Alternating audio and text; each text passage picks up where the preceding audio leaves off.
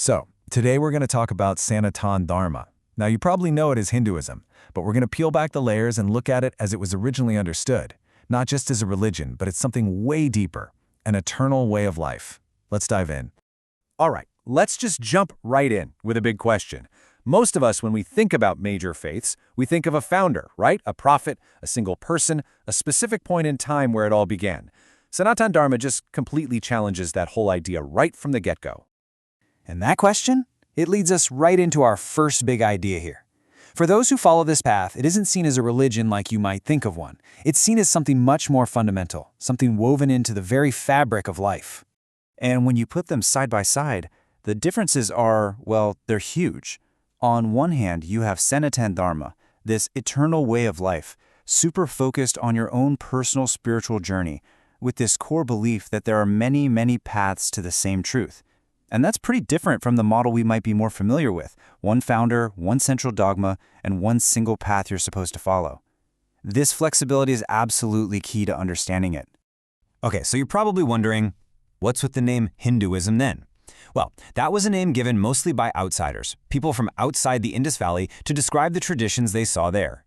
The actual name, the one used from within, is Sanatan Dharma, and that translates to the eternal way or eternal order. That name, it gets right to the heart of what it's all about. So this whole idea of an eternal way, it leads to the next question, right? If no one person founded it, where did it come from? That brings us to this idea of it being a timeless tradition. The answer is pretty wild when you think about it. It's 0. That's the number of founders, the number of prophets. There's no specific starting date you can point to on a calendar. The belief is that it has always existed, kind of like a law of physics, just waiting to be discovered. And that's right there in the name, Sanatana. It literally means eternal. So the idea is that these are not truths that were revealed by one person. They are universal principles that were realized or discovered by ancient sages, they're called rishis, through really deep meditation and looking inward. Okay, so if we're talking about these universal laws, what exactly are they? Well, this brings us to two of the absolute pillars of this worldview. Two words you've probably heard before: dharma and karma. Let's tackle dharma first. This is a big one.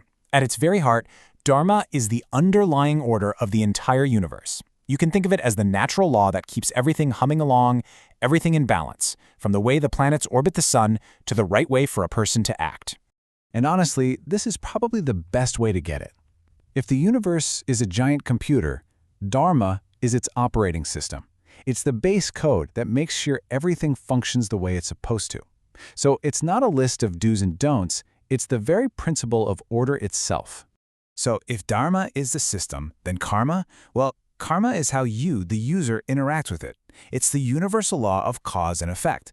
And this is so important. It's not about a god rewarding or punishing you. Nope. It's about the natural, built-in consequences of your own actions. That puts all the power and all the responsibility squarely on your shoulders. It really does boil down to something this simple. You act, and there's a consequence. It's not divine judgment. It's more like spiritual physics. This simple, powerful cycle is absolutely central to the whole philosophy. Okay, so we've got these huge cosmic ideas like dharma and karma, but what does that actually look like in real life, day to day? Well, one of the most beautiful ways it shows up is in a profound, deep reverence for nature. And we're not just talking about modern environmentalism here. This goes way, way deeper. In Sanatan Dharma, the natural world itself is seen as sacred. Rivers, ancient trees, animals, mountains, they aren't just features of the landscape. They're revered, sometimes as living divine beings. And it all comes back to this one powerful idea. Nature isn't some resource for us to just use up. It's treated as a living mother, the source that nurtures and sustains all of us. You can imagine how that perspective just completely changes your relationship with the world around you. All right, this leads us to our last big point. And honestly, it might be the most defining feature of this whole way of thinking. It's this deep-seated belief in pluralism. If everyone's journey is unique, then it just makes sense that their spiritual paths might be too. So instead of being one single, rigid belief system, Sanatan Dharma is often called a federation of philosophies.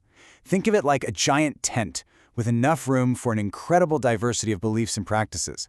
It can hold different schools of thought, various gods and goddesses, and, get this, even paths that are atheistic, all under the same umbrella. Now, I know what you might be thinking. Wait, how does that work? It sounds like a total contradiction, but it's not. The foundational belief, going way back to the ancient texts, the Vedas, is that the ultimate reality, God, is one. But, and this is the magic of it, that one single truth can be understood, approached, and worshipped in countless different forms. The one and the many can exist at the same time.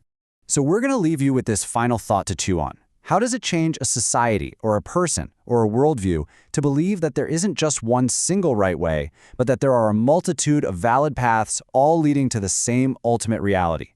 It's a profound question to consider. Thanks so much for joining us for this explainer.